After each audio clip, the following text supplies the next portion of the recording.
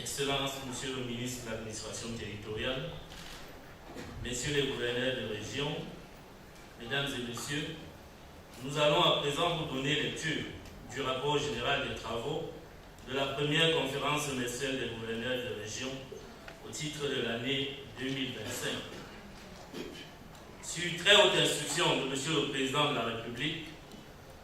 le ministre de l'Administration territoriale, son Excellence Paul Atanga-Ndji, a présidé les 16 et 17 juillet 2025 à Yaoundé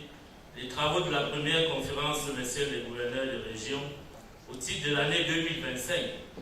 consacrée à la thématique « Le défi du maintien de l'ordre en période électorale pour un scrutin présidentiel crédible, transparent et apaisé ». Y ont pris part, outre les 10 gouverneurs de région, le secrétaire d'État auprès du ministre de la Défense, chargé de la gendarmerie nationale, le délégué général à la Sûreté nationale, le représentant de la présidence de la République,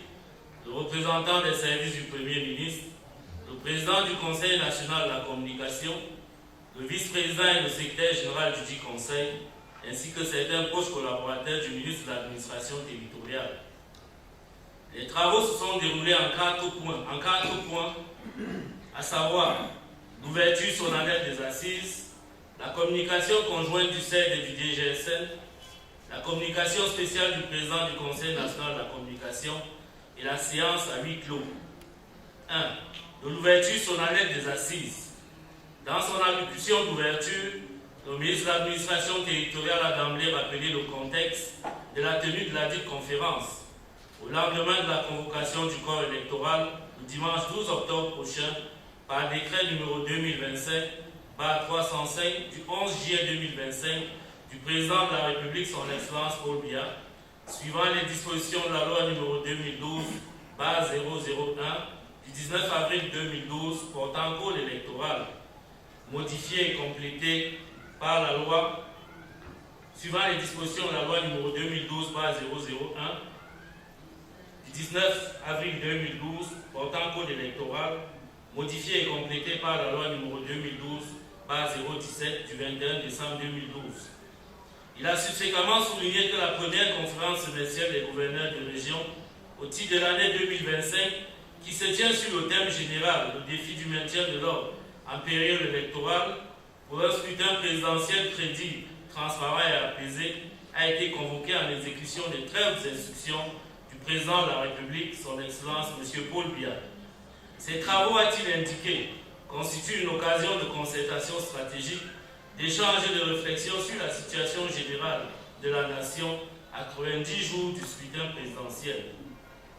Sur ces entrefaites, il a remercié le secrétaire d'État auprès du ministre de la Défense, chargé de la gendarmerie nationale, et le délégué général à la Sûreté nationale pour leur présence aux 10 travaux, malgré les contraintes de leurs agendas respectifs.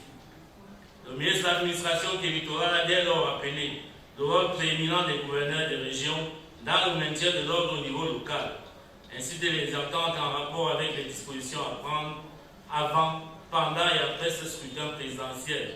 au plan organisationnel, mais également dans l'accompagnement du processus et de toutes les parties prenantes au processus électoral en cours.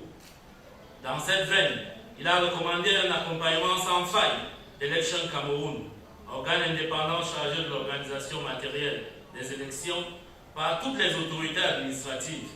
et la sécurisation du personnel et du matériel électoral.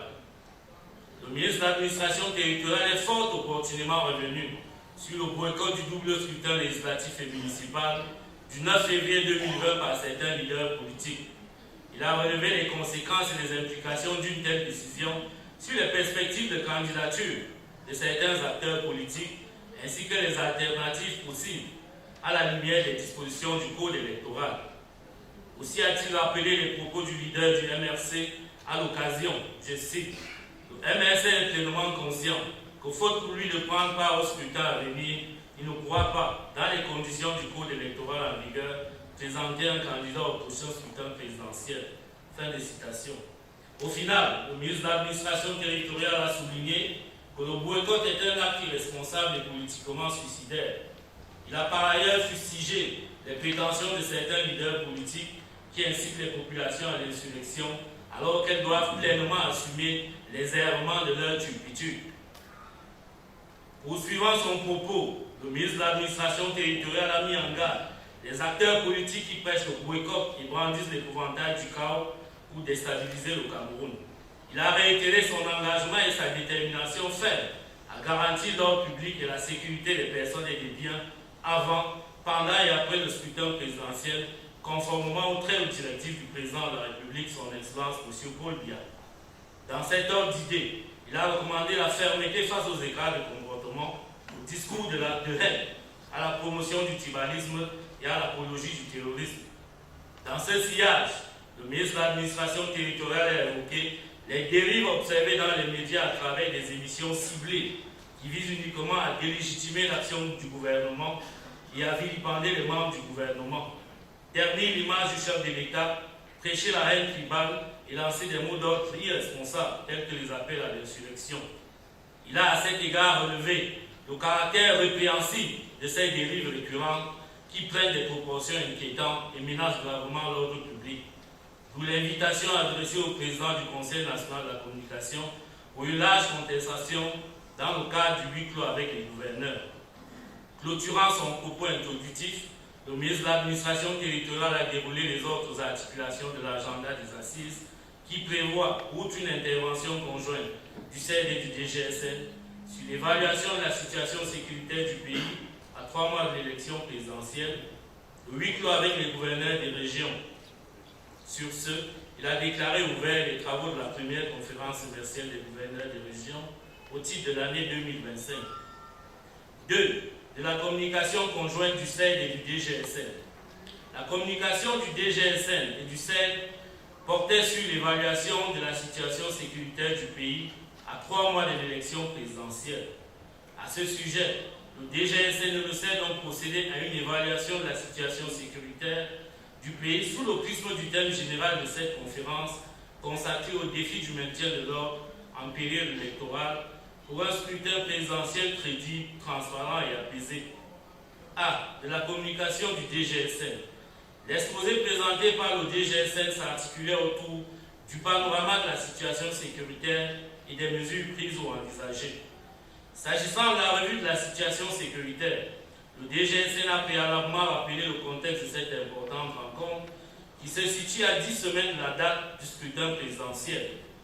De manière générale, il a relevé que la situation sécuritaire actuelle du pays est globalement sous contrôle,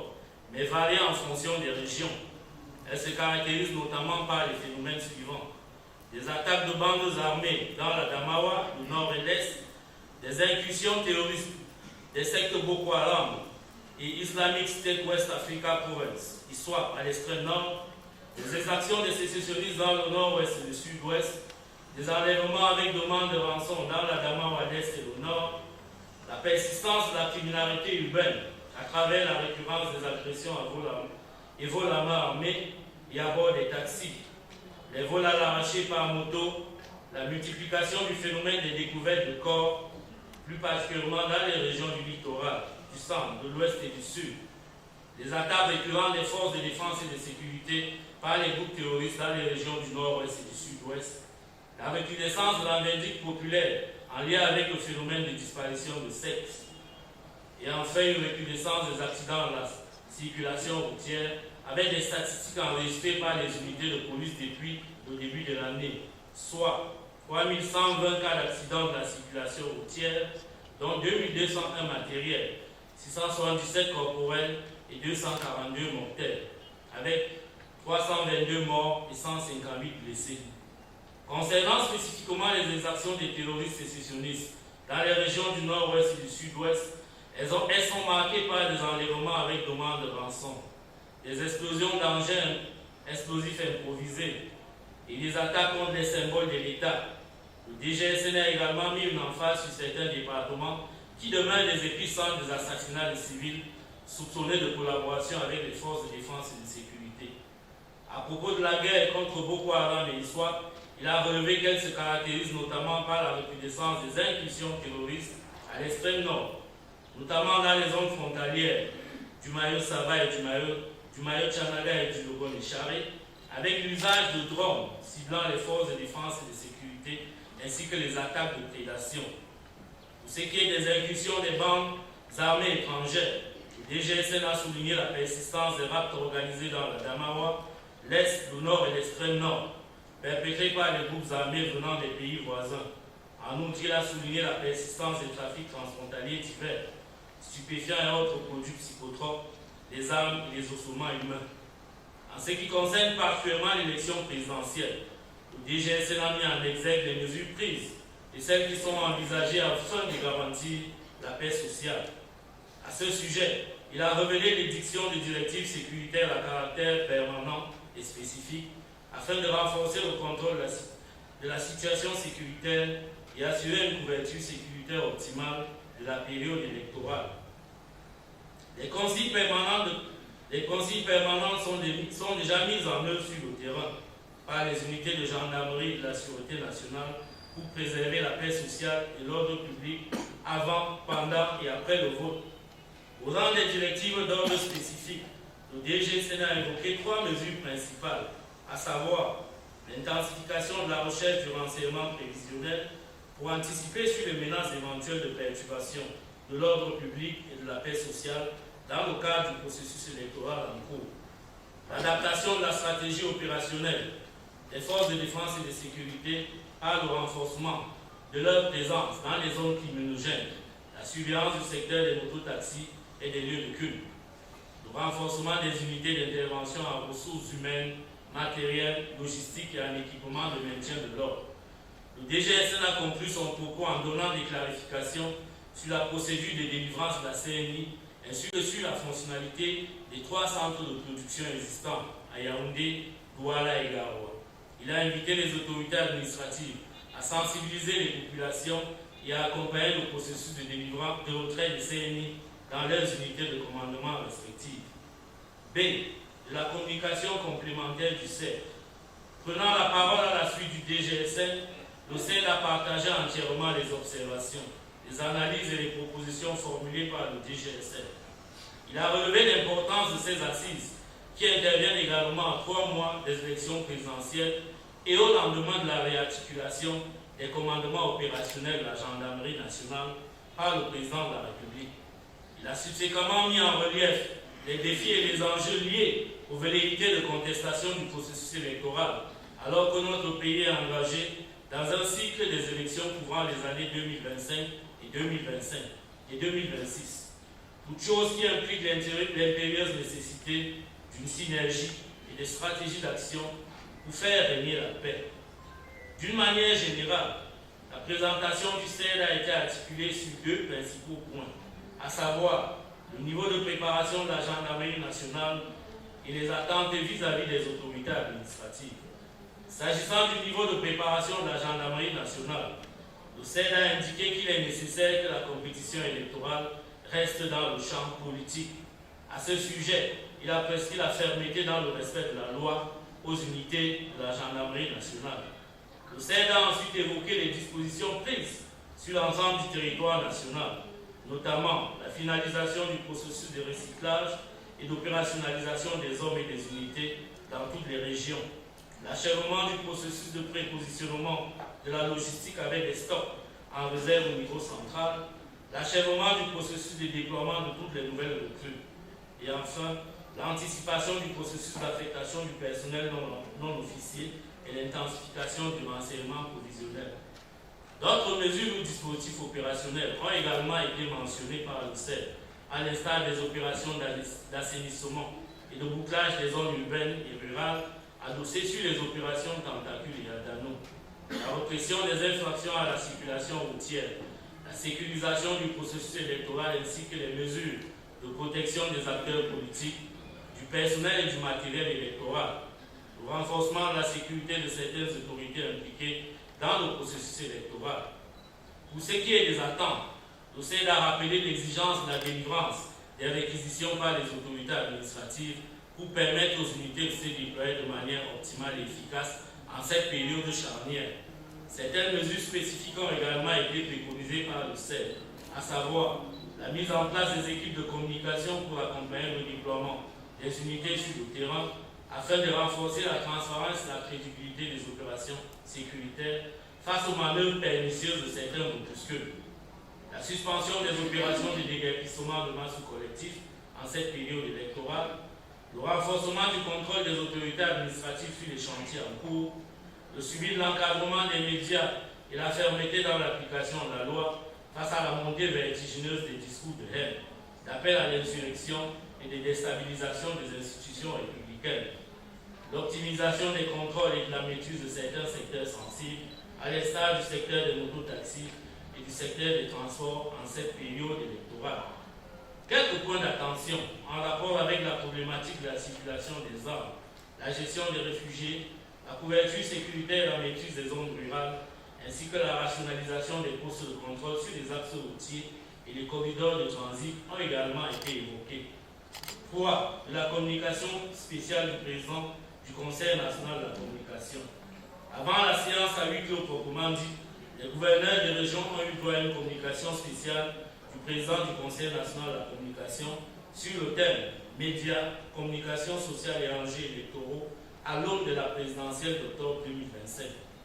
En substance, le président du Conseil national de la communication a relevé que le paysage médiatique camerounais, riche et diversifié, exige cependant une vigilance absolue à l'approche de l'élection présidentielle d'octobre 2025. Il a subséquemment présenté les statistiques officielles au 31 décembre 2024 comme suit. 764 titres de journaux légalement reconnus, dont 237 paraissent de manière régulière, 95 chaînes de télévision, 128 stations de radio à vocation commerciale, 169 stations de radio communautaires, 72 médias en ligne et 65 organes de télédistribution. Cette prolifération de médias, a-t-il souligné, est un signe de vitalité démocratique. Toutefois, elle constitue également un terrain fertile à la désinformation à l'ère du numérique, avec comme conséquence l'exposition de nos concitoyens à la manipulation, à la désinformation et au discours de haine. Dans ce contexte, le président du Conseil national de la communication a rappelé que la communication sociale doit demeurer un rempart de cohésion sociale et de pédagogie citoyenne, sous le contrôle du Conseil national de la communication, investi le pouvoir de régulation. À ce titre, il a décliné les actes pris par le Conseil national de la communication, en l'occurrence 35 communiqués généraux, 13 mises en demeure, 2 lettres de rappel, 95 décisions prises par la collégialité du Conseil sanctionnant des journalistes et 53 lettres d'observation résultant des dérives langagières. Dans cet ordre d'idée, il a insisté sur la responsabilité des médias en période électorale afin de garantir une information rigoureuse, équilibrée et pluraliste dans un climat apaisé. En guise de perspective, et s'agissant particulièrement des réseaux sociaux, il a annoncé les mesures envisagées, notamment l'imminence de l'arrivée des responsables d'Afrique de Meta en vue de matérialiser un partenariat stratégique dans le cadre de la lutte contre la désinformation et les discours de haine dans les médias sociaux. L'organisation des ateliers de sensibilisation avec les cyberjournalistes et les blogueurs, les descentes dans les régions pour appuyer les promoteurs des médias et les journalistes au respect de la déontologie en cette période électorale. Enfin, il a sollicité le concours des autorités administratives pour l'implémentation de ces actions de veille, de sensibilisation et de formation au niveau régional, et particulièrement pour fluidifier les échanges avec les responsables des médias locaux, renforcer la veille communautaire et désamorcer proactivement les tensions issues des discours et publications irresponsables. Les échanges consécutifs à la communication spéciale du président du Conseil national de la communication ont essentiellement porté sur les contraintes et difficultés spécifiquement liées à l'application effective des sanctions prises par le dit Conseil et sur la nécessité de légiférer sur l'encadrement des réseaux sociaux afin d'éviter d'en faire un désert juridique. 4. De la séance à huis clos. La séance à huis clos était consacrée aux exposés des gouverneurs des régions sur la situation administrative, économique, sociale, politique et sécuritaire de leurs circonscriptions administratives respectives. Les exposés des gouverneurs des régions y ressortent globalement que la paix et la sécurité règnent sur l'ensemble du territoire national à quelques mois de l'élection présidentielle. Toutefois, au plan administratif, économique et social, plusieurs problématiques de nature à entraver le développement socio-économique et à affecter l'état d'esprit des populations ont été relevées par les gouverneurs des régions, au rang desquels la problématique lancinante des coupures intempestives de l'énergie électrique et de l'eau, En dépit de l'entrée en service de certaines infrastructures de production d'énergie, ainsi que des stations de captage, de traitement et autres équipements de distribution des eaux, l'augmentation des prix des denrées de première nécessité, des retards dans la réalisation de plusieurs projets d'infrastructures routières et la problématique des indemnisations des populations impactées, l'expansion du phénomène du trafic de drogue et de la consommation des substances psychotropes, les grèves et revendications sociales dans certaines collectivités territoriales et entreprises privées, la question préoccupante de la gestion des déchets, notamment dans les grandes métropoles de Yaoundé et Douala, la situation alarmante des arriérés de salaire et de la dette sociale au sein de nombreuses communes, le taux d'exécution relativement faible du budget d'investissement public dans certaines régions, la dégradation préoccupante du réseau routier dans la plupart des régions, avec pour corollaire l'augmentation du coût des denrées et la hausse des accidents de la circulation. Au plan politique et sécuritaire, les gouverneurs ont relevé avec emphase les points ci-après.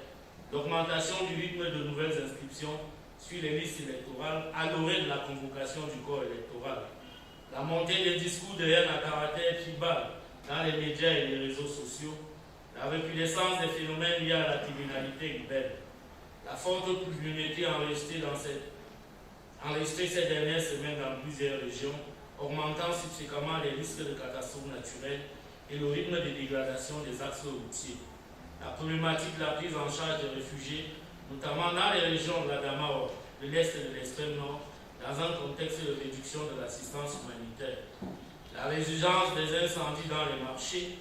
la persistance du phénomène des enlèvements assortis, des demandes de rançon particulièrement dans les régions de l'Est, de la Damawa et du Nord,